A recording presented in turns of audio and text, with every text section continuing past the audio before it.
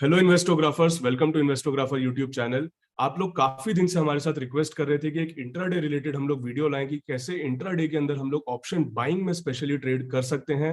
तो इसके लिए हम आपके साथ लेकर के आए हैं नितिन मुरारका जी को, जो काफी एक्सपीरियंस प्लेयर हैं इस इंडस्ट्री के, और वो आज आपके साथ अपना एक्सपीरियंस, अपनी लर्निंग और स्पेशली अपनी स्ट्रैटेजी शेयर करने वाले हैं। तो welcome Nitin sir. Thank you Ankit and thank you सृजन।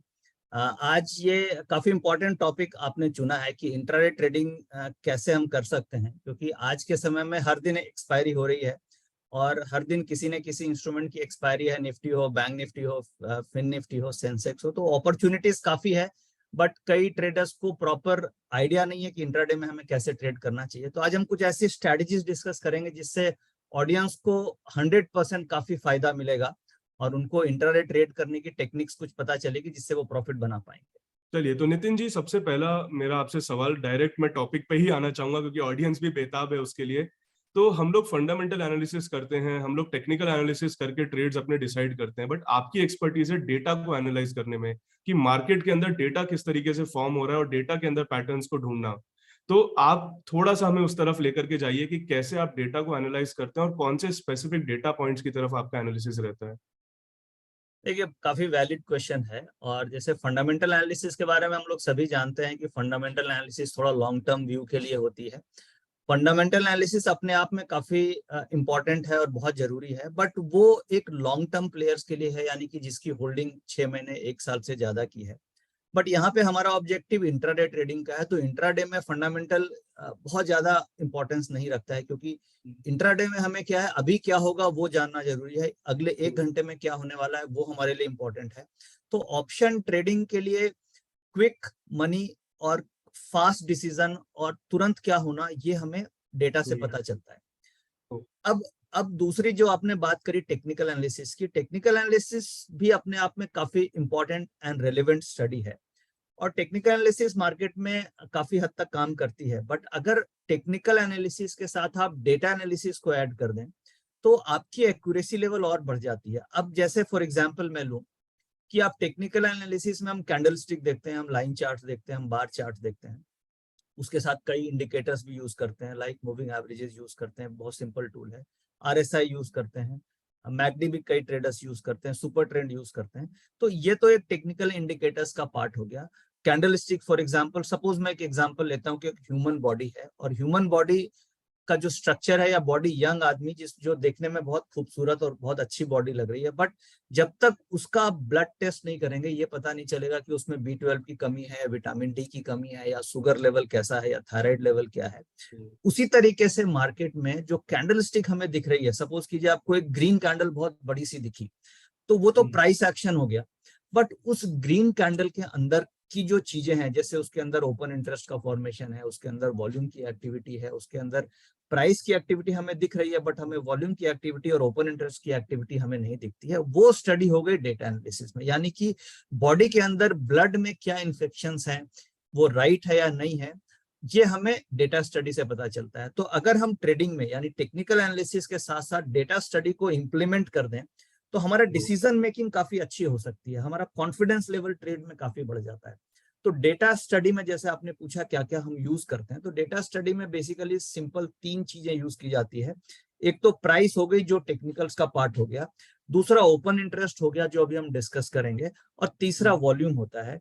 तो ओपन इंटरेस्ट, वॉल्यूम और प्राइस, यही 3 मार्केट में चलते हैं। और ओपन इंटरेस्ट में भी 2 तरीके का ओपन इंटरेस्ट आता है, एक तो फ्यूचर्स का ओपन इंटरेस्ट आता है, एक ऑप्शंस का ओपन इंटरेस्ट आता है। तो अभी जो हम मेनली फोकस करेंगे ऑप्शंस के ओपन इंटरेस्ट से, और जिससे आप काफी हद तक जो कैंडल बन रही है ये फॉल्स ब्रेकआउट है या राइट ब्रेकआउट है, या फॉल्स ब्रेकडाउन है या राइट ब्रेकडाउन है, इसको पकड़ सकते। तो मेरे ख्याल से डेटा स्टडी काफी काफी इंपॉर्टेंट आज के दिन में ऑप्शन ट्रेडिंग में हो गई है। और अगर आप इसे अपनी ट्रेडिंग में इंप्लीमेंट करते हैं तो आप अपनी जो एक्यूरेसी लेवल है, सपोज टेक्निकल एनालिसिस से आपकी एक्यूरेसी 55-60% आ रही है, तो अगर आप उसमें डेटा इनकॉर्पोरेट कर देंगे तो आपकी एक्यूरेसी लेवल 70-75% तक जा सकती है। सर, इसी के साथ मैं आपसे थोड़ा सा रिक्वेस्ट करूंगा कि जो हमने डेटा एनालिटिक्स पे आपने बात करी इस टाइम पे, तो इसको थोड़ा सा आप स्क्रीन शेयर करके हमें ये समझाइए कि हम इंट्राडे के डायरेक्शन को कैसे डिसाइड करें, कि हमें इंट्राडे में किस डायरेक्शन को प्ले करना है। देखिए बिल्कुल, यहाँ पे जो ट्रेडर हैं, जो ऑप्शन ट्रेडर हैं या जो इंट्राडे ट्रेडर्स होते हैं, उनके लिए दो इंपॉर्टेंट पेन पॉइंट है मार्केट में, यानी उनके लिए दो मेजर प्रॉब्लम है जिसका सॉल्यूशन हमें ढूंढना है कि उसका क्या सॉल्यूशन हो सकता है। तो एक ट्रेडर, सपोज मैं एक ऑप्शन ट्रेडर हूं और मुझे इंट्राडे में ट्रेड करना है, तो मेरे लिए सबसे इंपॉर्टेंट क्या है कि मुझे ये आइडिया लगे कि मार्केट आज किधर जाने वाली है, मार्केट का डायरेक्शन क्या होने वाला है। अगर मुझे डायरेक्शन का पता जब तक नहीं चलेगा तब तक मैं ये डिसाइड नहीं कर पाऊंगा कि मुझे कॉल ऑप्शन लेना है या मुझे पुट ऑप्शन लेना है। तो मेरे लिए सबसे इंपॉर्टेंट पेन पॉइंट या सबसे इंपॉर्टेंट प्रॉब्लम जो एरिया है वो है कि how to find the direction of a market. तो उसे हम कैसे फाइंड कर सकते हैं और किस एक्यूरेसी के साथ फाइंड कर सकते हैं, वो भी मैं आपको डेटा के थ्रू एक्सप्लेन करूंगा, ताकि जो ऑडियंस है उसको कॉन्सेप्ट भी समझ में आए और वो उसको इम्प्लीमेंट भी कर सके डे टू डे ट्रेडिंग में। और दूसरा जो पेन पॉइंट है कि आपने डायरेक्शन पकड़ लिया कि मार्केट ऊपर जाने वाली है, तो आपको क्या एंट्री उसी लेवल पे कर लेना है या आपको एंट्री कहाँ पे करनी है। तो ये दो बड़े इंपॉर्टेंट पेन पॉइंट हैं, और अगर इन दोनों का सॉल्यूशन हमने ढूंढ लिया तो हम काफी हद तक अपने ट्रेड्स में विन कर सकते हैं या अपनी हम विनिंग प्रोबेबिलिटी को बढ़ा सकते हैं। तो हम पॉइंट नंबर 1 पे आते हैं कि सबसे पहले हमें डायरेक्शन कैसे फाइंड करना है, उसमें क्या डेटा देखना है और उसकी क्या एक्यूरेसी लेवल है। फिर हम पॉइंट नंबर 2 पे एग्जांपल के साथ डिस्कस करेंगे। तो मैं अभी आपको एक डेटा में लेके चलता हूं, ये है ऑप्शन चेन का डेटा। अब ऑप्शन चेन का डेटा आपको कई जगह अवेलेबल होगा, आप एनएससी की वेबसाइट से भी देख सकते हैं, मैं भी आपके सामने एसएमसी ऑटो ट्रेंडर यूज कर रहा हूं, यहाँ से भी आप देख सकते हैं। बट इसमें ऑप्शन चेन में कुछ ट्रिक्स है जिसे आपको इम्प्लीमेंट करनी है, वो ट्रिक ऑटो ट्रेंडर के अंदर बनाई गई है और उसे कैसे यूज करना है, किस तरीके से वो कॉन्सेप्ट काम करती है, मैं भी आपको एक्सप्लेन करता हूँ। ये अभी मैंने आपके सामने निफ्टी का डेटा खोला है और निफ्टी का ये कल फ्राइडे का डेटा है, यानी कि आज हम लोग सैटरडे को वीडियो बना रहे हैं, फ्राइडे का डेटा है जिस दिन की मार्केट में एक डाउन ट्रेंड का मूवमेंट देखा गया था। निफ्टी करीब 200 पॉइंट के आसपास निफ्टी गिरी थी, तो एक डाउन ट्रेंड का मार्केट था। तो देखिए अभी हम यहाँ पे ऑप्शन चेन के डेटा को समझने की कोशिश करते हैं और ये कैसे काम करती है मार्केट में, और ये एक तरीके से कैसीनो मार्केट की थ्योरी से काफी हद तक मैच होती है। जैसे मैं अंकित और सृजन आपसे एक क्वेश्चन पूछता हूँ कि कैसीनो में जो लॉटरी टिकट्स होती है या कैसीनो मार्केट है या लॉटरीज जो हुआ करती थी, उसमें 100 में से कितने % लोग प्रॉफिट बनाते हैं और कितने % प्रॉफिट नहीं बनाते हैं? Please answer. मुश्किल से 95% लोग भी प्रॉफिट नहीं बना पाते, मतलब 95% लॉस में ही जाते होंगे। राइटली पॉइंटेड अंकित, जैसे आपने कहा कि 95% लोग प्रॉफिट नहीं बना पाते हैं, ऑडियंस ने भी ऐसा ही सोचा होगा कि कैसीनो या लॉटरी मार्केट में 100 में से 90% प्रॉफिट नहीं बना पाते हैं। तो अगर आपको ये पता चल जाए अंकित कि 90% लोग कौन से नंबर पे बेट कर रहे हैं, तो क्या आप उल्टा बेट करके प्रॉफिट बना सकते हो? अगर वो गलत होंगे तो हम सही होंगे। सही होंगे, यानी कि 90% लोग, जब हम ये जान रहे हैं कि 90% लोग जिधर हैं उधर हमें नहीं जाना है, तो हमें ये पता करना है कि 90% क्या कर रहे हैं। अगर हमने ये पता कर लिया तो हम 10% साइड में बैठ करके हमारी विनिंग प्रोबेबिलिटी 90% हो सकती है या नहीं हो सकती है? बिल्कुल हो सकती है। तो ये तो हो गया कैसीनो मार्केट में या लॉटरी मार्केट में। अब हम आते हैं ऑप्शन मार्केट में। और ऑप्शन मार्केट में हम ये कैसे पता लगाएं कि मार्केट में majority of the players are bullish और बेयरिश? ये आप कैसे पता लगा सकते हो? या आप ऑप्शन चेन के थ्रू लगा सकते हो। ऑप्शन चेन में क्या होता है, ऑप्शन चेन में चेंज इन ओपन इंटरेस्ट एक डेटा हमें एक्सचेंज देती है, और वो चेंज इन ओपन इंटरेस्ट ये काफी रेलेवेंट डेटा है। एक तो ओपन इंटरेस्ट होता है, ओपन इंटरेस्ट होता है कि जो आउटस्टैंडिंग पोजीशंस मार्केट में खड़ी है उसे हम ओपन इंटरेस्ट बोलते हैं। यानी सपोज मैंने 10 लॉट निफ्टी की ऑप्शंस खरीदी, कॉल खरीदी, आपने 10 लॉट खरीदा तो 20 लॉट हो गई, तो वो आउटस्टैंडिंग ओपन इंटरेस्ट हो गई। और आज अगर सपोज कीजिए सृजन ने आके मार्केट में आज अलग से और 5 लॉट खरीद लिया, तो आज का नया चेंज 5 लॉट का चेंज इन ओपन इंटरेस्ट हो गया, 5 लॉट का। ठीक है, तो आज का जो चेंज है इंट्राडे ट्रेडर्स के लिए, आज का चेंज काफी रेलेवेंट है। आज कैसीनो मार्केट में कौन सी लॉटरी बिक रही है, कौन से नंबर्स पे दाव लग रहा है। तो ये अलग अलग स्ट्राइक्स होती है, इसे आप ऐसे समझो कि अलग अलग स्ट्राइक्स है तो अलग अलग लॉटरी की टिकट्स हैं। ठीक है, ये हो गई सारी कॉल्स की स्ट्राइक्स, यानी अलग अलग लॉटरी की टिकट्स है, और इसमें इतने लोगों ने चेंज इन ओपन इंटरेस्ट का मतलब हो गया कि उतने लॉट्स का बेटिंग हुई उसके ऊपर। आप ऐसे मान के चले। तो कितने लोगों ने लॉटरी 19,000, खरीद रखी है? हाँ, हम यहाँ पे ये एज्यूम कर रहे हैं कि खरीद रहे हैं। क्यों खरीद रहे हैं? क्योंकि इंडिया में 90% लोग ऑप्शन बायर हैं, 10% ही ऑप्शन सेलर्स हैं, क्योंकि ऑप्शन रिटेल बाइंग में आपको मोस्टली कैपिटल बायर्स कम हैं। लगती है, कैपिटल कम लगती है, स्ट्रेट फॉरवर्ड होती है। ऑप्शन सेलिंग में कैपिटल बहुत लगती है। इसलिए हम ये एज्यूम कर रहे हैं कि 90% ऑप्शन बायर है, और हमारा यहाँ पे ये एजम्पशन है कि ये जो भी ओपन इंटरेस्ट बन रहा है ये बायर का बन रहा है। ये हम एज्यूम करके चल रहे हैं, ठीक है। This is not a fact but this is an assumption. Now अब हम यहाँ पे ये सारी लॉटरी टिकट्स हैं अलग अलग स्ट्राइक्स की। अब हम यहाँ पे ये कैलकुलेट करते हैं कि हर स्ट्राइक्स पे कितनी बेटिंग हो रही है, ठीक है, और इस सबको चेंज इन ओपन इंटरेस्ट को सम करें तो टोटल बेटिंग मेरे को कितनी दिखी। ये नंबर ऑफ शेयर्स में है, लॉट साइज 50 का है। तो अगर ये 66 lakhs आ रहा है 19,800 पे, तो 66 lakhs डिवाइडेड बाई 50 तो आपको लॉट्स में निकल जाएगा। Otherwise this is a number of shares. तो टोटल नंबर ऑफ शेयर्स कितना हुआ? 2,85,00,000 change in open interest, correct. और ये पुट साइड में हम बेटिंग चेक करते हैं हर नंबर्स पे। 19,800 पे कितनी बेटिंग है, 19,750 पे, तो ये कितनी बेटिंग आ रही है? 33 लाख। बिल्कुल। तो किधर बेटिंग ज्यादा चल रही है आज मार्केट में? मार्केट में बेटिंग हमारी पुट साइड पे ज्यादा, कॉल नहीं, साइड पे सॉरी। हाँ, ये कॉल हो गई अपनी, और ये पुट हो गई। कॉल में बेटिंग है 2,85,000 की, 2,85,00,000 की, 2 करोड़ और पुट में 85। 33 लाख है। तो ये क्लियर है कि कॉल में बेटिंग ज्यादा है, यानी 90% लोग किधर बैठे हैं? कॉल साइड में बैठे। तो आपको क्या करना है? आपको उसके अगेंस्ट बैठना है, आपको पुट साइड बिल्कुल। बैठना जब हमें ये पता है कि ये 90% लोग प्रॉफिट नहीं बनाते हैं, तो आपकी विनिंग प्रोबेबिलिटी इधर आएगी, है। ठीक है। और देखिए क्या है, अगर 90% लोग प्रॉफिट बनाने लग जाए तो आप ये मान के चलो कैसीनो मार्केट बंद हो जाएगा, लॉटरी टिकट बंद हो जाएगी, और ऑप्शन मार्केट भी बंद हो जाएगा। अगर 90% फेवरेबल ही लोग नहीं ऑप्शन रहेगा। ट्रेडिंग में पैसे बनाने लगे तो एक्सचेंज 1 साल के अंदर अंदर बंद हो जाएगा, करेक्ट। तो ये थ्योरी है, दिस इज द थ्योरी। सो हमें क्या करना है? हमें ये देखना है कि 90% क्या कर रहे हैं।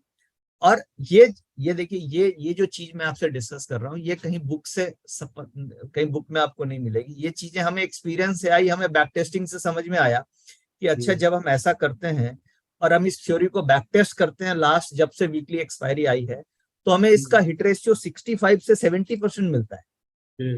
इनफैक्ट आप इसे बैक टेस्ट कर सकते हैं, आप इस थ्योरी को पेपर ट्रेडिंग करके कर सकते हैं। जैसे आज हम जब इस कॉन्सेप्ट को डिस्कस कर रहे हैं, तो आप स्ट्रेट फॉरवर्ड कल जाकर के आपको ट्रेडिंग नहीं करनी है, आप इसे 15 दिन 20 दिन पेपर ट्रेडिंग करके देखिए, आपको खुद समझ में आ जाएगा कि ये जो थ्योरी हम डिस्कस कर रहे हैं ये 10 में से 7 बार 6 बार सही होती है, करेक्ट। तो फिर आपको कॉन्फिडेंस आएगा और आप इंप्लीमेंट कर सकते हैं। तो अभी मैंने आपको समझाया, जो आपने डेटा देखा अभी सृजन, ये क्लोजिंग का डेटा है। अब हमारे लिए क्लोजिंग से इंपॉर्टेंट ओपनिंग है। क्लोजिंग में तो हो गया जो होना था, करेक्ट। तो इसमें जो ट्रिक है, अब मैं असली ट्रिक पे आता हूँ। ये तो आपको डेटा कहीं भी मिल जाएगा किसी भी लेवल पे, बट जो ट्रिक है, ये ट्रिक ये है जो एसएमसी ने डेवलप किया है कि ये डेटा को हम 9:30 से ट्रैक करें। मार्केट आपकी 9:15 बजे खुल गई, ठीक है। डेटा का 2 ऑप्शन है, आप हर 5 मिनट पे देख सकते हैं और आप हर 15 मिनट पे देख सकते हैं। अगर आप 5 मिनट पे जाएंगे तो आपको हर 5 मिनट का डेटा यहाँ दिखता है। हम 9:30 ऑनवर्ड्स देखते हैं। आप अपने पास देखिए, ये 2 कॉलम दिख रहे हैं, ये कॉल का कॉलम, ये पुट का कॉलम, करेक्ट। तो ये जो कॉल का कॉलम है, दिस इज ये वाला कॉलम है change in open interest calls का, और change in open interest puts का ये पुट वाला कॉलम है। जैसे ही मार्केट खुली 9:30 में, तो हम ये देखते हैं कि उस समय क्या ओपन इंटरेस्ट कॉल का है। कॉल का कितना दिख रहा है हमें? 84 लाख। और पुट का कितना दिख रहा है सर हमें? 1,93 लाख। तो 9:30 बजे डेटा ये बोल रहा था कि ये, सॉरी, ये 19 लाख, 19 लाख। तो 9:30 बजे डेटा जैसे ही मार्केट खुली, तो डेटा ने ये बोला कि मार्केट फ्राइडे को खुली थी गैप डाउन, उसके बाद लोगों ने बेट किया होगा कि भाई मार्केट ऊपर चली जाएगी, इसलिए वो कॉल में चढ़ गए होंगे। बट ये this is a emotional failure, क्योंकि ये आप इमोशनल डिसीजन था। हाँ, इमोशनल डिसीजन था। तो आप यहाँ पे देखिए कि 84 लाख, अगर हम as a inform trader trade करेंगे तो हम देखेंगे 84 लाख बेटिंग हुई है कॉल साइड, और 19 लाख बेटिंग हुई है पुट साइड। तो स्ट्रेट मुझे कॉल में नहीं घुसना है, करेक्ट, ठीक है। इस तरीके से अगर 9:30, 9:45, 10 आप सारे डेटा को देखेंगे हर टाइमिंग पे, तो आप का ये रेशियो और ये डिफरेंस नेगेटिव रहा है, और इसे हम पीसीआर रेशियो के फॉर्म में कैलकुलेट करते हैं और इससे हम सिग्नल जनरेट करते हैं विच इज बाय और सेल। ठीक है, तो ये तो हो गया कि हमें डायरेक्शन पकड़ना। इसमें एक दो और बड़ी इंपॉर्टेंट ट्रिक है जो आपको सुन के बड़ा इंटरेस्टिंग लगेगा। अब इसमें एक और मैं क्वेश्चन आपसे पूछता हूं कि सपोज कीजिए आप एक कैसीनो में घुसते हो आप दोनों आराम से, और अंकित क्या करते हैं, जाते ही उन्होंने लॉटरी की टिकट ले ली और वो आराम से बैठ गए कि अब मेरी लॉटरी लगने वाली है। और सृजन ने क्या किया, वो गए और आराम से उन्होंने चाय मंगाई, कॉफी मंगाई, बिस्किट खाई, और 2 घंटे के बाद उन्होंने ऑब्जर्व किया कि अंकित ने क्या किया है, बाकी लोगों ने क्या किया है, किधर ज्यादा बेटिंग हुई है, फिर उन्होंने अपना लॉटरी टिकट कैसीनो में खरीदा देख के समझ के। तो अब आप दोनों में बताइए विनिंग प्रोबेबिलिटी आप दोनों में से किसकी ज्यादा होगी? मैं तो हारने वाला हूँ सर। वही जीतेगा जो पैटर्न ऑब्जर्व करेगा, थोड़ा सा मार्केट को ऑब्जर्व करेगा, कसिनो में क्या चल रहा है उसको ऑब्जर्व करेगा, वही बिल्कुल। जीतेगा। तो यहाँ पे मैं क्या हाईलाइट करना चाहता हूँ कि हमारे मार्केट में एक ट्रेडर है जो सुबह आते ही 9:15 बजे मार्केट खुली, उसने 9:30 बजे पोजीशन बना ली, 9:45 पे बना ली या 10 बजे बना ली, तो उसने बहुत कम पीरियड के डेटा को ऑब्जर्व किया। तो उसका जो डिसीजन मेकिंग है, उसका decision making is a emotional decision making, और इमोशनल ट्रेडिंग में कभी भी पैसा नहीं बनता है। तो मैं यहाँ पे ये हाईलाइट करना चाहता हूँ कि जब हमें ये डेटा मिल रहा है तो हमें इस डेटा को देख के ट्रेडिंग 11 बजे के बाद ही करनी है। 11 बजे तक हमें आराम से बैठ के ये ऑब्जर्व करना है कि किस साइड का डेटा बन रहा है, और जिधर का डेटा 9:30 से बना है क्या उधर कंटिन्यूएशन हो रहा है कि नहीं डेटा का। अब ऐसा भी हो सकता है कि 9:30 में डेटा बना वो 10 बजे चेंज हो जाए, वो 10:15 बजे चेंज हो जाए, तो आपकी जो जिसने 9:30 पे ट्रेड कर दिया वो फंस सकता है। तो अगर 9:15 बजे से 11-11:30 बजे तक का डेटा एक ही डायरेक्शन में है तो फिर प्रोबेबिलिटी ये हो जाती है कि वो डेटा काफी स्ट्रांग बन चुका है और उसी पैटर्न में मार्केट काम करने वाला है। तो अगर हम इस फैक्ट्स को देख के, हम यहाँ पे फैक्ट्स को देख करके 11 बजे के बाद ट्रेडिंग डिसीजन लेते हैं, यानी कि 11 बजे के बाद अगर आपके पास टेक्निकल एनालिसिस है, आपके पास चार्टिंग है, और आपका डेटा सपोज वीक है, और आपने ये देखा कि इसमें नीचे का ब्रेकडाउन हो रहा है, तो आप उसमें ट्रेड ले लोगे पुट साइड में, और ऊपर का ब्रेकआउट हो रहा है तो आप उसको अवॉइड कर दोगे। क्योंकि जो हमने डिस्कस किया था कि जो ह्यूमन बॉडी है, ह्यूमन बॉडी के अंदर जो ब्लड है, ब्लड को जब हम टेस्ट कर रहे हैं तो ऊपर का जो कैंडलस्टिक ब्रेकआउट है उसमें तो स्ट्रेंथ नहीं है क्योंकि डेटा में स्ट्रेंथ नहीं है, राइट। बट जो डाउनसाइड ब्रेकडाउन हो रहा है उसमें जो डेटा जो है, जो हमने अभी स्टडी किया, ये बता रहा है कि downside breakout is a valid breakout. तो एज अ चार्टिस्ट आप इस डेटा को अगर इनकॉर्पोरेट कर लेते हैं अपनी ट्रेडिंग में 11 बजे के बाद, तो आपकी विनिंग प्रोबेबिलिटी, मैं दावे के साथ बोल सकता हूं कि आपकी विनिंग प्रोबेबिलिटी अगर आज 55% है तो वो कम से कम 70-75% हो सकती है अगर आप इसको उसमें इनकॉर्पोरेट करते हैं, इसको इनकॉर्पोरेट करके ट्रेडिंग डिसीजंस लेते हैं, राइट। तो 20% का बेसिकली इम्प्रूवमेंट प्रोबेबिलिटी में कितना ज्यादा प्रॉफिटेबिलिटी को बढ़ा सकता है? देखिए मेरे एक्सपीरियंस के हिसाब से आपकी विनिंग प्रोबेबिलिटी, हम लोग जो ट्रेड कर रहे हैं हमारे 70% एवरेज हमें विनिंग प्रोबेबिलिटी मिल जाती है। इसमें इंट्री बहुत इंपॉर्टेंट है, जो मैं आगे डिस्कस करूंगा कि आप इंटर कहाँ पे करते हो। अभी तक हमने ये एक डिस्कस ये किया कि डायरेक्शन कैसे हमें फाइंड करें, किस डायरेक्शन में मार्केट जाने वाली है। दूसरा मैंने ये हाईलाइट किया कि हम इसे किस तरीके से टेक्निकल एनालिसिस के साथ मिक्स कर सकते हैं। जब आप मिक्स करेंगे तो आपको डिसीजन लेने में कॉन्फिडेंस आएगा, क्योंकि कई बार क्या होता है मार्केट में फॉल्स मूव्स, हमें कैंडलस्टिक्स में कई बार ग्रीन कैंडल और रेड कैंडल दिखती है और हम प्राइस एक्शन में गलत डिसीजन ले लेते हैं। बट जब आप उसे डेटा एक्शन के साथ करेंगे तो आपकी डिसीजन मेकिंग की एक्यूरेसी काफी बढ़ जाती है, विच इज अप्रोक्सीमेटली 70% जो मैंने अभी तक ऑब्जर्व किया है लास्ट 2-3 सालों में। अच्छा सर, आपने इसमें बता दिया कि किस साइड में हमें एंट्री करनी चाहिए, किस तरह से इस डेटा को रीड करना चाहिए, पर एक्चुअल जब एंट्री हम कर रहे हैं तो वहां पे सूटेबल एंट्री लेवल, वहां पे स्टॉप लॉस क्या होना चाहिए, या फिर टारगेट किस तरह से निकालना चाहिए, इन चीजों के ऊपर अगर हम आए तो वो इससे कैसे पता कर सकते हैं? देखिए डायरेक्शन फाइंड करना मुझे लगता है सबसे आसान काम है अगर आपको ये ट्रिक आ गई तो। ठीक है, ये ट्रिक आ गई तो डायरेक्शन फाइंड करना सबसे आसान काम है। आपको भी लग रहा हो कि अच्छा चलो मैं मंडे से इसको यूज करूंगा, ठीक है। बट सबसे टफ काम क्या है बताऊं आपको, जो आज भी मुझे बड़ी दिक्कत आती है, एंट्री लेना।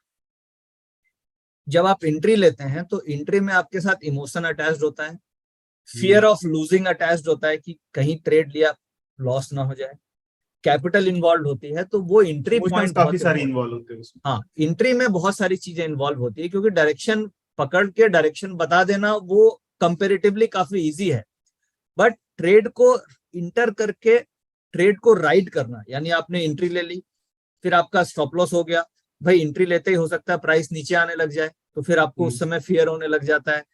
कई बार क्या होता है, थोड़ा सा मूव हुआ प्रॉफिट बुक कर लेते हो, आप राइट टारगेट तक नहीं बैठते हो, तो वो सब इमोशनल फैक्टर्स होते हैं, बट काफी वैलिड है। और ट्रेडर्स के लिए सबसे बड़ा चैलेंज ये आता है कि उसे एंट्री कहाँ पे लें ट्रेड को, तो उसके लिए कुछ ट्रिक है जो बहुत हेल्पफुल हो सकती है, मैं भी आपके डिस्कस करता हूँ। इसी स्लाइड में एक और पॉइंट मैं हाईलाइट करना चाह रहा हूं कि जो अभी हमने डेटा डिस्कस किया इसमें और सबसे की पॉइंट एक यहाँ पे आप देख रहे हैं, निफ्टी का ये डेटा का लाइन चार्ट दिख रही है। ओके। तो अभी तक हमने ये टेक्निकल एनालिसिस में हमने क्या सीखा कि हम प्राइस के लाइन चार्ट को एनालाइज करते हैं या हम प्राइस के कैंडलस्टिक को एनालाइज करते हैं, बट ये नई चीज मैं जो बताने की कोशिश कर रहा हूं कि हम डेटा के लाइन चार्ट को एनालिसिस करेंगे, और इसमें हम lower top, lower bottom, double top, double bottom, trend line, सारा कुछ हम ड्रॉ करके अगर हम करें तो हमारी एक्यूरेसी और बढ़ सकती है। ओके। अब आप ये देखिए, निफ्टी का ये लाइन चार्ट डेटा का दिख रहा है, ये जो डेटा आपको मैंने दिखाया पीसीआर रेशियो या डिफरेंस, ये डिफरेंस है, इसी को हमने प्लॉट कर दिया, ये डिफरेंस की जो वैल्यू है इसकी ये प्लॉटिंग वैल्यू है, करेक्ट? ठीक है, अब आप इसमें एक सिंपल मूविंग एवरेज लगा दीजिए। अब वो मूविंग एवरेज आप 5 पीरियड की लगा दीजिए। अब ये मूविंग एवरेज के नीचे चल रही है तो भैया आपको गलती से भी कॉल नहीं लेना है, जहां मौका मिले पुट आप खेलिए, और आप इसको इंप्लीमेंट करके देखिए, 10 में से 6-7 बार आपको प्रॉफिट आएगा ही आएगा। अभी कम से कम आपको जो लॉस हो रहा है वो लॉस होना बंद हो जाएगा। आप इसे पेपर ट्रेडिंग कर लो 15-20 दिन, फिर आपको अपने आप कॉन्फिडेंस आ जाएगा कि ये किस तरीके से काम करती है। अब मैं इतने कॉन्फिडेंस से इसलिए बोल पा रहा हूँ क्योंकि मैं इसे रेगुलर फॉलो कर रहा हूँ, रेगुलर ट्रेडिंग कर रहा हूँ इसके ऊपर, करेक्ट? तो ये तो बेसिकली अब हम अच्छे से समझ गए अंकित कि किस तरीके से डायरेक्शन फाइंड करना है। हमारा जो प्रॉब्लम स्टेटमेंट नंबर 1 था, जो पेन एरिया नंबर 1 था, वो हमारा क्लियर है, राइट? ठीक है। अब हम दूसरे पॉइंट पे आते हैं। दूसरा जो हमारा मेन क्वेश्चन जो अभी आपने पूछा कि किस तरीके से हमें मार्केट के डायरेक्शन, सॉरी, एंट्री लेवल के बारे में हमें कैसे समझ में आए कि हमें किस लेवल पे ट्रेड को एंटर करना है, करेक्ट? उसके लिए देखिए यहाँ पे वीवैप आ रहा है, ये वॉल्यूम वेटेड एवरेज प्राइस आप देख रहे हैं, ये वॉल्यूम वेटेड एवरेज प्राइस, ठीक है, ये वीवैप दिख रहा है हमें, राइट। और ये प्राइस हमें दिख रहा है, ठीक है। अब हम ये समझते हैं वीवैप और प्राइस क्या है, और ये वीवैप सिग्नल दिख रहा है, ये सेल आ रहा है।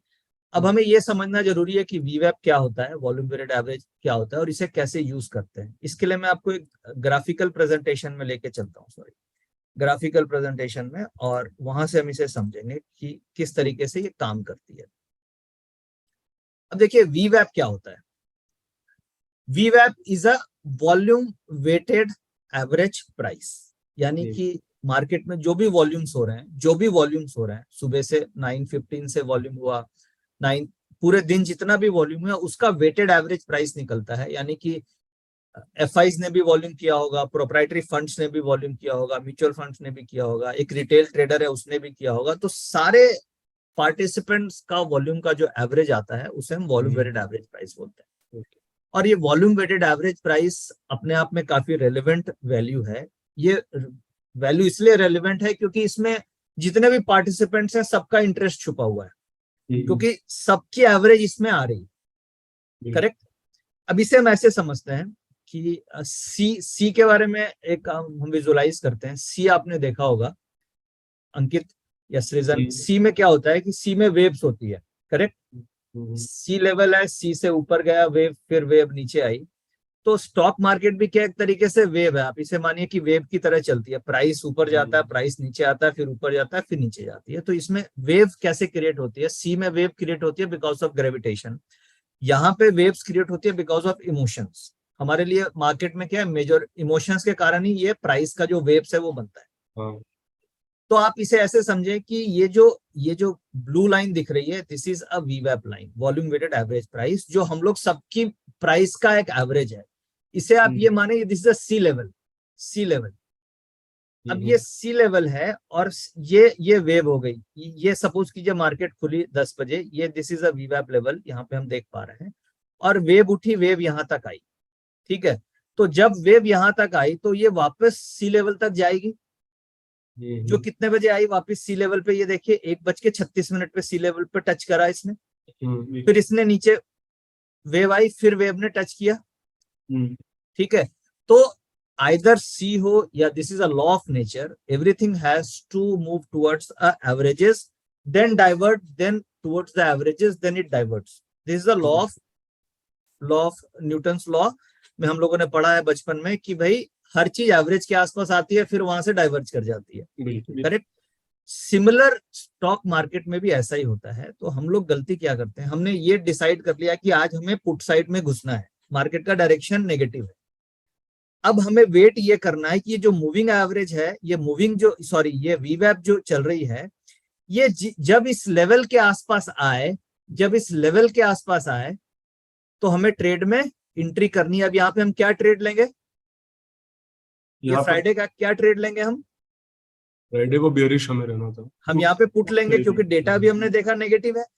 अब इस फ्राइडे को ही हम लोगों ने पुट भी लिया था टीवी पे, इसी फ्राइडे को टीवी पे मैंने एक शो किया था जिसमें ये कॉल दी थी कि 19,800 की पुट ऑप्शंस आप लोग 95 में खरीदें और उसका टारगेट 130। तो ये इस लेवल पे निफ्टी आई, 95 में वो पुट हमें मिल गई और वो 148 की फिर वो पुट ऑप्शंस हो गई। तो आप सोचिए 90 में लेकर के अगर आप उसे 148 में सेम डे बेच रहे हो तो आपको तो 50% रिटर्न ऑन कैपिटल मिल गया, 50% से भी ज्यादा का रिटर्न निकला। अब हम गलती कहाँ पे करते हैं, हम वेव्स में घुस जाते हैं। जैसे सपोज कीजिए आप ये लेवल है, ये वेव का लोअर एंड है, आप यहाँ पे एंट्री करोगे तो आप डर से यहाँ पे निकल जाओगे, ठीक है। आप वेव्स के इस एंड पे एंट्री कर लिया आपने, आप यहाँ पे निकल जाओगे, ठीक है। तो आपका स्टॉप लॉस काफी बड़ा होगा। अगर आप वेव के इस पोर्शन पे एंट्री कर लिए तो आप यहाँ तक निकल जाओगे। तो आपको एंट्री मिले या ना मिले, अगर ट्रेड नहीं मिलेगा नहीं करेंगे, बट हमें एज अ ट्रेडर हमें ये ध्यान रखना है कि हमें एंट्री केवल वीवैप के आसपास ही करनी है।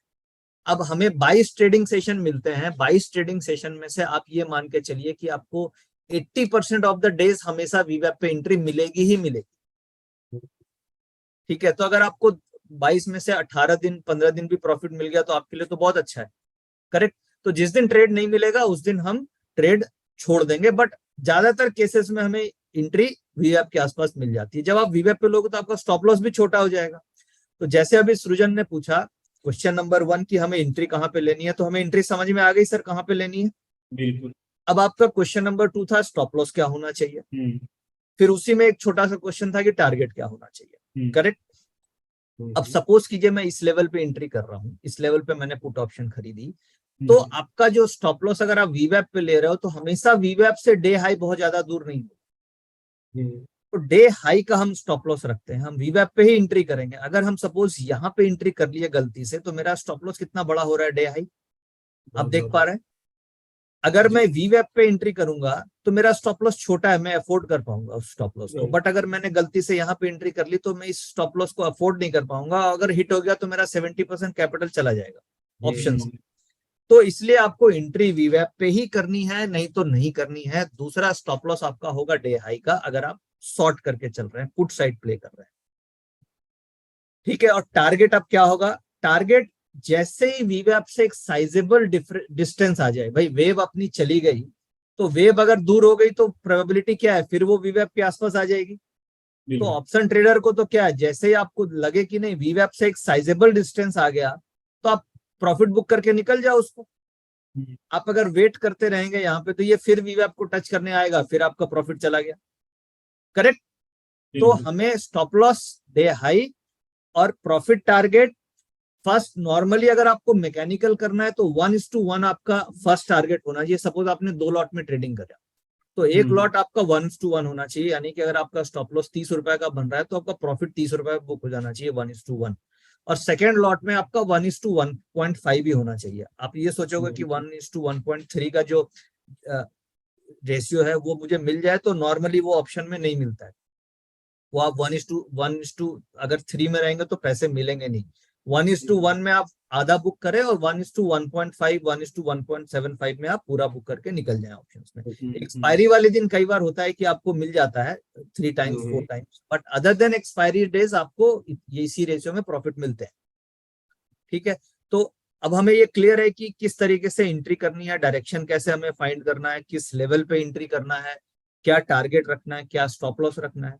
अगर आप पुराने डेटा को भी देखें, ये तो मैंने आपको कल का दिखाया कि चलो कल था, थर्सडे की एक्सपायरी आप देख सकते हैं, ये मैं 20 तारीख को लेके चल रहा हूँ आपके सामने, ये देखिए 20 को, और एक्सपायरी वाले दिन क्या हम देखते हैं कि ये ट्रेड मुझे मिला इस तरीके का कुछ। तो आप ये देखिए एक्सपायरी का डेटा मैंने खोला आपके सामने, और एक्सपायरी का पीसीआर रेशियो सुबह से ही पॉजिटिव था। जो अभी हमने डेटा डिस्कस किया, ये अगर आप हिस्टोरिकल डेटा देखेंगे तो सुबह 9:30 से ही स्ट्रांगली पॉजिटिव डेटा था। ठीक है, तो अब मेरा टारगेट क्या था, कॉल लेना। ठीक है, अभी 11 बजे के बाद एंट्री आपको कहां पे मिली, ये देखिए यहाँ पे मिली आपको एंट्री। बिल्कुल। क्या भाव आ रहा है फ्यूचर का, 19,827। इस समय 19,800 की कॉल ऑप्शन का भाव आपको आइडिया है कितना था? मैं उस समय ट्रेड कर रहा था, उस समय इसका 46 रुपीज भाव था, 19,800 की कॉल ऑप्शन का एक्सपायरी वाले दिन, और वो कॉल 180 रुपए चली गई थी इस लेवल, यानी 45-47 वाली चीज आपकी 180 रुपए बिक गई सेम डे। यही एक मौका मिला। अगर आपने ये मौका मिस कर दिया तो फिर ये मौका देखिए, वीवैप पे कोशिश हुई बट ये नहीं आया। ठीक है, ये थर्ड में भी ये कोशिश किया बट इसने नहीं आया, क्योंकि उसमें कई बार क्या होता है कि सी में तूफान चल रहा होता है, स्ट्रॉम, काफी तूफान है, तो उस तूफान में लेवल तक वेव्स आ ही नहीं पाती है। तो एक्सपायरी वाले दिन तूफानी तेजी थी, तो तूफानी तेजी में वो नीचे आ ही नहीं पा रहा था। करेक्ट, बट हर दिन तूफान नहीं चलता है, तो जब तूफान नहीं होगा तो आपको वीवैप मिल जाएगा, जब तूफान होगा तो वीवैप पे नहीं आएगा। करेक्ट, तो ये एक मौका मिला था हमें।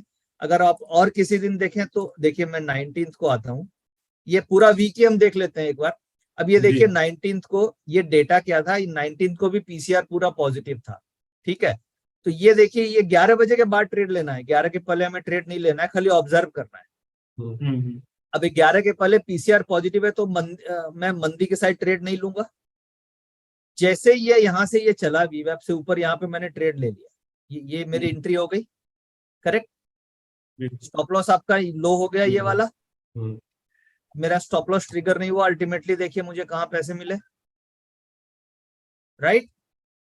तो अब चलो एक बार और 18th को भी देख लेते हैं, और एक 17th थी, तो ये 5 दिन हो जाएंगे इस वीक की हमारी बैक टेस्टिंग। अब देखिए ये इस दिन पैसे 18th को, this was a sideways and losing day. भाई अभी तक तो हमने 3 समझा कि प्रॉफिट आया, बट ये जो 18 तारीख था, इस दिन ये 11 बजे के बाद ये मार्केट में 18th का डेटा मुझे ध्यान नहीं है क्या था एग्जैक्टली, बट मेरे ख्याल से शायद पॉजिटिव डेटा था 18th को, मैं एग्जैक्ट रिमेम्बर नहीं कर पा रहा हूँ। बट अगर पॉजिटिव डेटा था तो ये देखिए, ये एक अपॉर्चुनिटी आपको मिलती है, आप यहाँ पे एंट्री करते बट प्रॉफिट बुक नहीं हो पाता। ये वापस नीचे आ गया, फिर ये ऊपर गया, फिर ये साइडवेज होके बंद हो गई, ना स्टॉप लॉस हिट हुआ ना मेरा टारगेट हिट हुआ। और जहां पे मैं एंट्री की, मैंने यहाँ पे एंट्री की और ये अप्रोक्सीमेटली इसी लेवल पे बंद हो गया। तो क्या हुआ, ये जो हम 18 तारीख को देख रहे हैं ट्यूसडे को मेरी टाइम वैल्यू डिके हो जाती है ऑप्शन में। भाई मैंने यहाँ पे लिया बट ऑप्शन में मूवमेंट नहीं आई, तो टाइम वैल्यू डिके होने से छोटा मोटा लॉस हो सकता है, लग जाता है, क्योंकि उसी लेवल पे एंट्री हुई और उसी लेवल पे बंद हुआ। करेक्ट, तो कोई भी लॉस प्रॉफिट नहीं होता, या 2-4-5 रुपए का ऑप्शन में लॉस हो सकता था। अब एक बार और हम 17 देख लेते हैं, तो ये वीक मेरा कंप्लीट हो गया। अब देखिए 17 को 11 बजे के बाद आपको ये एक मौका मिला, तो ये आपने पूरी ये राइड कर सकते थे। तो अब आपको कॉन्फिडेंस, जब हमने 5 दिन का डेटा देखा तो कॉन्फिडेंस आ रहा है कि नहीं ये काम कर सकती है। ठीक है, अब ये टास्क एक मैं ऑडियंस को देके जा रहा हूं कि अब हिस्टोरिकली आप बैक टेस्ट करके देखना। मैं आपके सामने एक और 14 का भी डेटा दिखा देता हूँ। 14th फ्राइडे का डेटा मैंने और खोल दिया, तो ये फ्राइडे को देखिए पीसीआर डेटा पॉजिटिव था, और आपको बाइंग अपॉर्चुनिटी एक मिली 11 बजे के बाद, एक ये वाली एंट्री मिली आपको, यहाँ पे आप एंट्री करते। ठीक है, अगर आप छोटे ऑप्शन ट्रेडर हैं तो आप यहाँ बुक कर लेते और फिर आप दोबारा एंट्री करते हैं यहाँ पे। भाई यहाँ से यहाँ एंट्री में आपको 25-30 पॉइंट मिल गए। ठीक है, भाई आज के दिन में हमारा जो इंडियन ऑप्शन ट्रेडर है वो कितना पॉइंट बुक करता है, 25-30 पॉइंट में वो बुक करके नॉर्मली निकल जाता है। उससे ज्यादा पेशेंस नहीं है कि होल्ड कर पाए। तो यहाँ पे अगर आपने लिया तो 25-30 पॉइंट मिल गए। फिर आपको देखिए ये वीवैप यानी सी लेवल आ गया, सी लेवल पे दोबारा एंट्री मिली, फिर आपको इसने प्रॉफिट दे दिया 25-30 पॉइंट का, तीसरी एंट्री फिर मिल गई आपको सी लेवल पे, और इस बार की तो ऐसी एंट्री थी कि सीधी रैली। ठीक है, सर एक तो चीज जो मुझे दिख रही है यहाँ पर कि अगर हम मार्केट साइडवेज भी रहता है पर हमें पता है किस डायरेक्शन पे हमें प्ले करना है, और वीवैप पे अगर हम पुट या कॉल को बाय करते हैं तो हम इसमें स्कैल्पिंग भी बहुत अच्छे से कर सकते हैं। बिल्कुल बहुत अच्छे से कर सकते हैं वो तो देखिए, और एडवांस ट्रेडर्स की हो गई कि आपकी स्किल सेट कितनी अच्छी है। हम एक बेसिक फ्रेमवर्क पे बात कर रहे हैं कि डायरेक्शन फाइंड कैसे करना है, एंट्री कहाँ पे लेनी है। अगर आपको ये आ गया तो आप फिर बहुत रिफाइन कर सकते हो, बहुत अच्छे से आप ट्रेडिंग करके प्रॉफिट बना सकते हो। और विद ऑप्शन में एक्सपीरियंस ऐसा लोग नहीं है, अपनी इसमें स्ट्रेटेजी बना सकते हैं खुद से। बिल्कुल ऑप्शन ट्रेडिंग में जैसे सेबी की एक रिपोर्ट भी आई थी रिसेंट में कि 10 में से 9 लोगों को लॉस हो जाता है।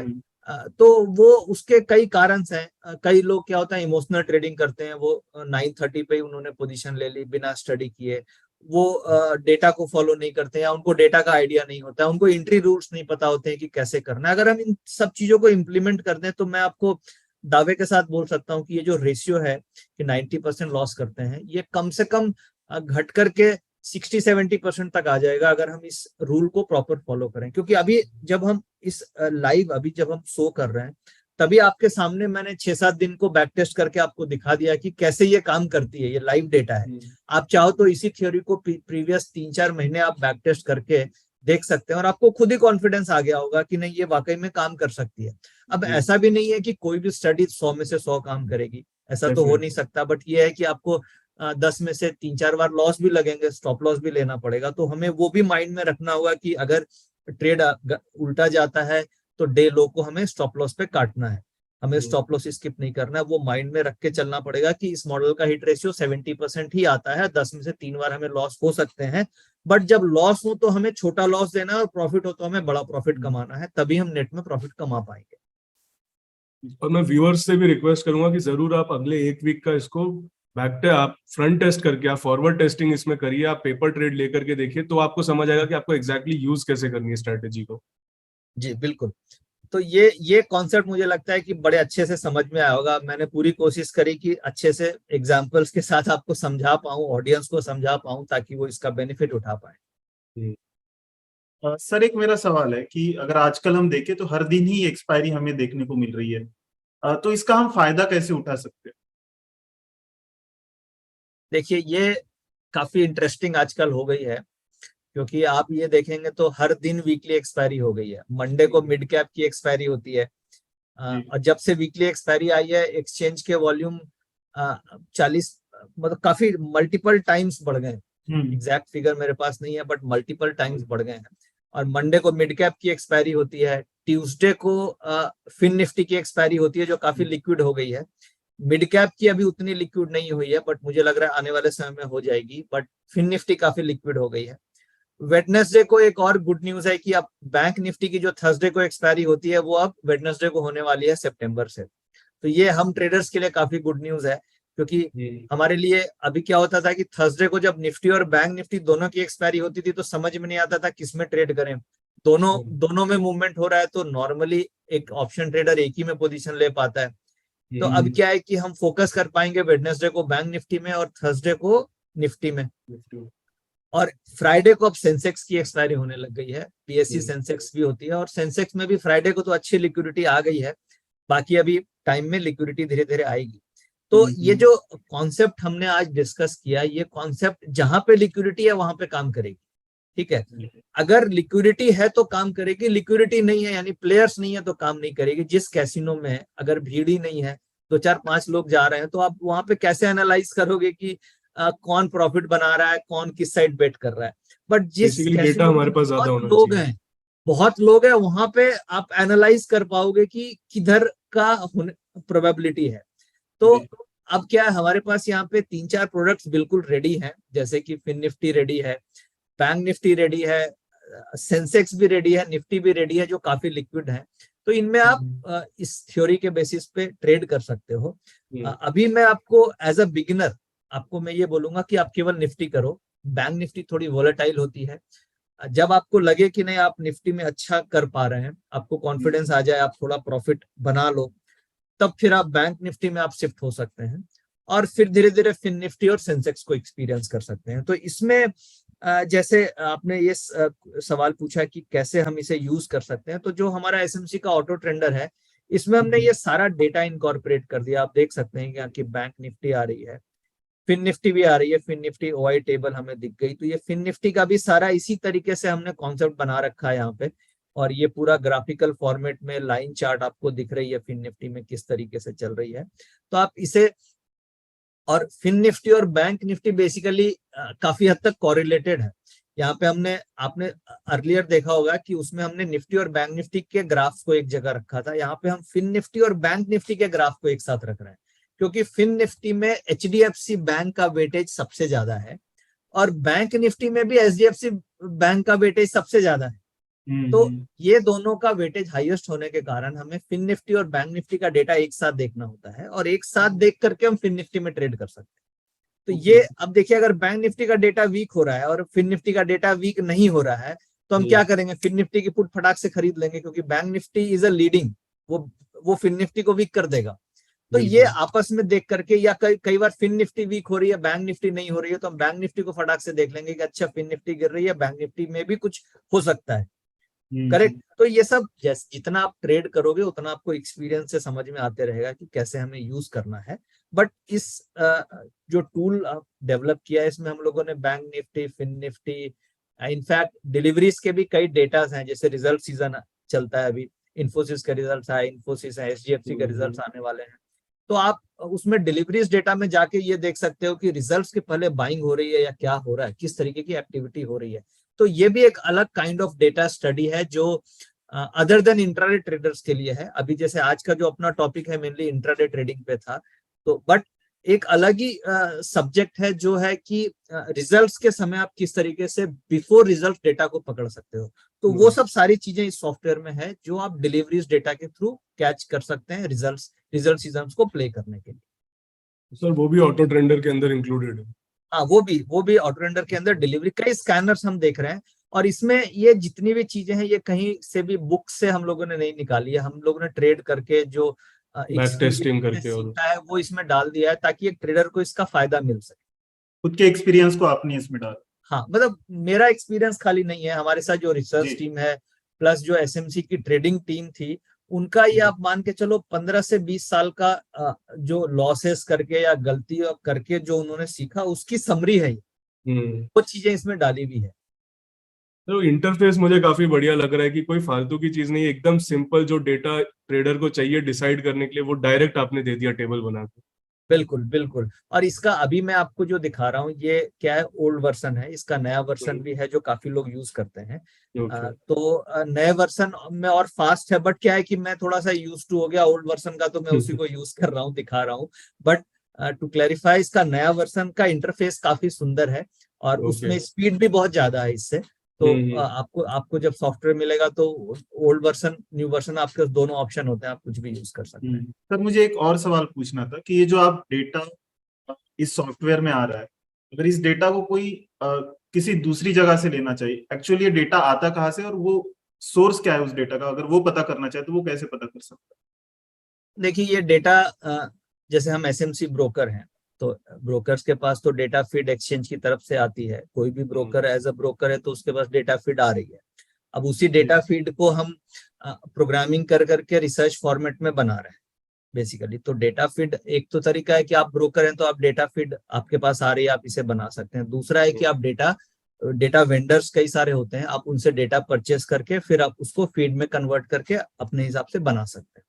तो दो सोर्स है, एक तो एक्सचेंज से, और तीसरा होता है कि आप एनएससी से डायरेक्ट जाके डेटा के लिए सब्सक्राइब कर सकते हैं।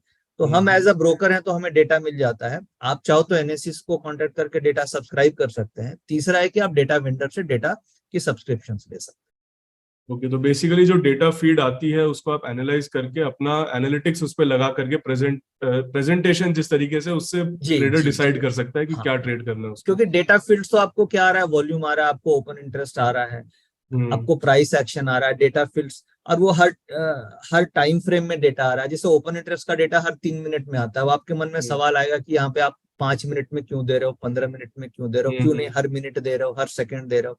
तो ओपन इंटरेस्ट का डेटा ही 3 मिनट में एक्सचेंज देती है। उसका भी रीजन है, क्योंकि जो अगर आपने एक्सचेंज ये मानती है कि आपने अगर कोई कॉन्ट्रैक्ट खरीदा और अगर आपने 3 मिनट तक उसको स्क्वायर ऑफ नहीं किया तो इसका मतलब आप होल्ड करना चाहते हो, तो वो ओपन इंटरेस्ट हो गया।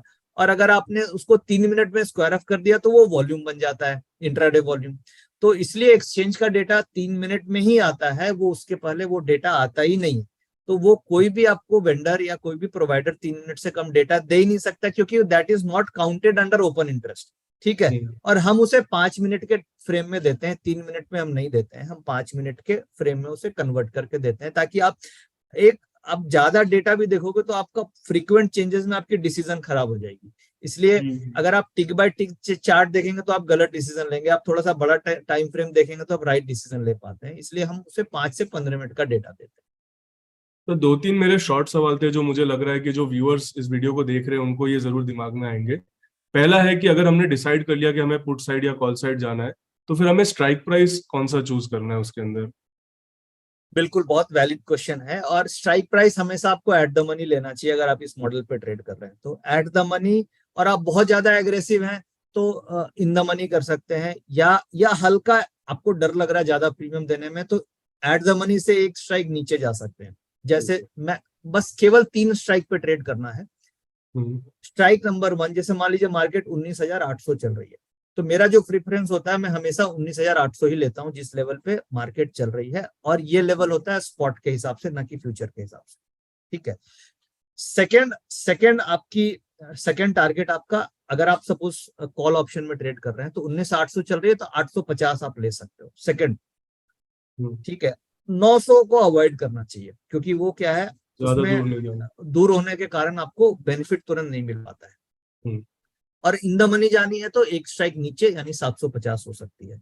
मेरी जो अपनी प्रेफरेंस होती है, मैं क्या तो 800 लेता हूं या 850 लेता हूं अगर कॉल ऑप्शन कर रहा हूं, यानी सेम एट द मनी या एट द मनी से 50 पॉइंट ऊपर वाली स्ट्राइक, क्योंकि उसमें क्या होता है, बहुत फास्ट मूवमेंट होती है और आपको फटाफट उसमें ऑप्शंस में पैसा मिल जाता है। दूर आउट ऑफ मनी में नहीं जाना चाहिए। आउट ऑफ मनी में जाएंगे तो आपको थीटा डीके इतना होगा तो आपको एक्चुअल बेनिफिट नहीं मिलेगा।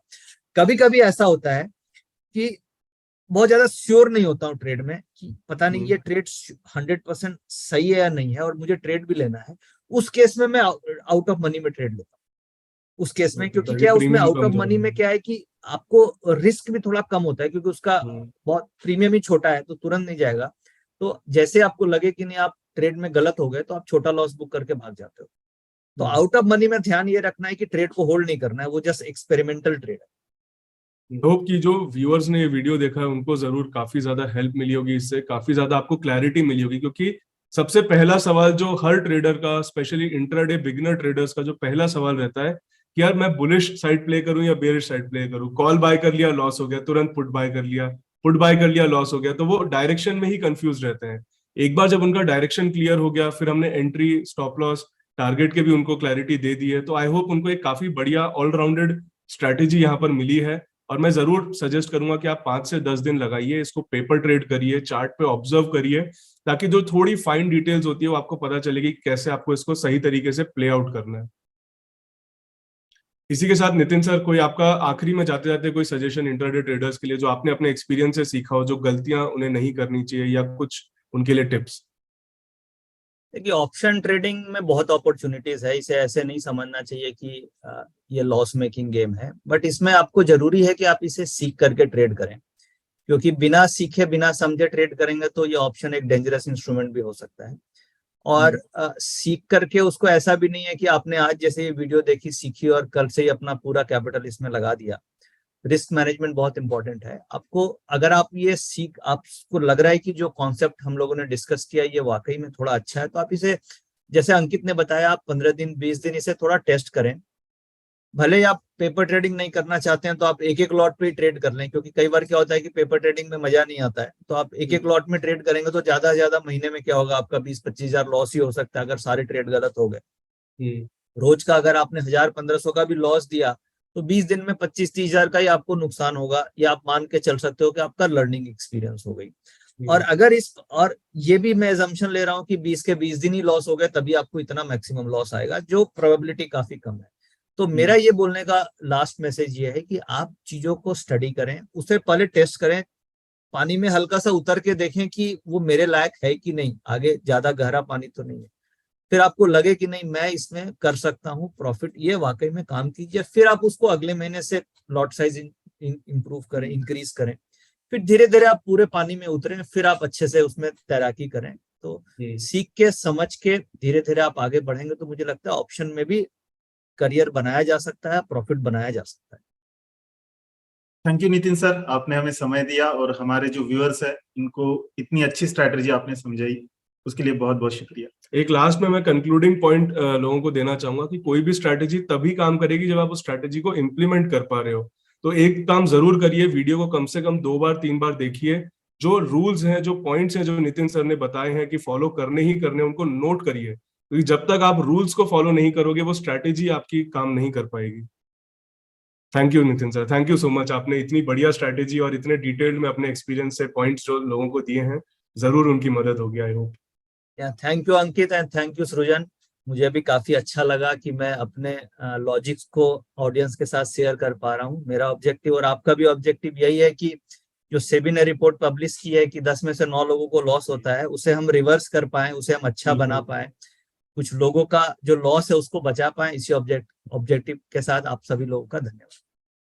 Thank you sir, thank you so much. Hello Investographers, I hope आपको ये वीडियो अच्छा लगा है। अगर ये वीडियो अच्छा लगा है तो इस वीडियो को लाइक कीजिए, कमेंट कीजिए और इसी तरह के वीडियोस के लिए इस चैनल को सब्सक्राइब करना ना भूलिए। और अगर आपको ये स्ट्रैटेजी अच्छी लगी है और आप भी इस स्ट्रैटेजी को यूज करना चाहते हैं तो ऑटो ट्रेडर सॉफ्टवेयर को सब्सक्राइब करना ना भूलिए। नीचे जो डिस्क्रिप्शन में लिंक दी गई है या कमेंट सेक्शन में जो हमने लिंक दी है, उस लिंक के थ्रू जाने पर आपको 68% का डिस्काउंट देखने को मिलेगा। तो जरूर जाइए और ऑटो ट्रेडर सॉफ्टवेयर को सब्सक्राइब करना ना भूलिए।